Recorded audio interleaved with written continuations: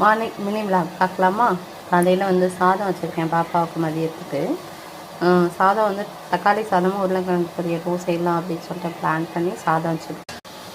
இட்லி ஊற்றி வச்சுருக்கேன்.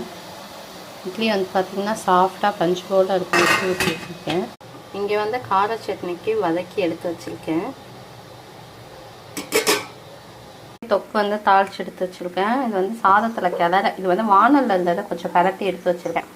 அப்புறம் வந்து பார்த்தீங்கன்னா பாப்பாவுக்கு வந்து ஆம்லேட் போட்டிருக்கேன். இதில் ஆனியன்லாம் எதுவும் போடலை. அவளுக்கு ஆனியன் வந்து வேணாம் அப்படின்னு சொல்லிட்டாங்க. அதனால் ப்ளைனாக வெறும் பெப்பர் சால்ட் மட்டும் போட்டிருக்கேன். இங்கே வந்து பொரியலுக்காக உருளைக்கிழங்கு ரெடி ஆகுது. தண்ணியே ஊற்றாமல் சும்மா லைட்டாக வேகணுங்கிறதுக்காக எண்ணெயிலே வேக வச்சுருக்கேன். பாப்பாவுக்கு மட்டும்தான் உருளைக்கிழங்கு, பெரியவங்களுக்கு இல்லை. சட்னி அரைச்சி எடுத்து வச்சுருக்கேன். இதில் கறி லீஃப் போட மறந்துட்டேன் அர்ஜென்ட்டில். சாதம் கிளறி வச்சுட்டேன், தக்காளி சாதம். நெக்ஸ்ட்டு வந்து ஆம்லேட்டும் வச்சுட்டேன். இந்த ஆம்லேட்டை மடித்து இது கூட கொஞ்சம் உருளைக்கிழங்கு பொரியல் வச்சு முடியலாம். அவ்வளோதான், லஞ்ச் பாக்ஸ் ரெசிபி முடிஞ்சது.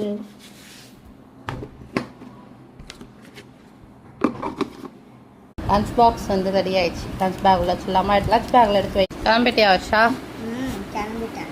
சாப்பிட்டா கிளம்ப வேண்டியதான். ஃபஸ்ட் டே ஸ்கூலில் வந்து நாங்கள் எடுக்கல. ஃபஸ்ட் டேயோ செகண்ட் டேயோ, அதனால தேர்ட் டேயில் எடுத்துட்டோம் நாங்கள். பாப்பாவுக்கு வந்து இட்லி ஊட்டி விடலாம். இட்லி சாஃப்டாக தான் இருக்குது. வாங்க, கிளம்பிட்டாங்க. ஷாக்ஸ் பிடிச்சிட்டு உட்காந்துருக்காங்க.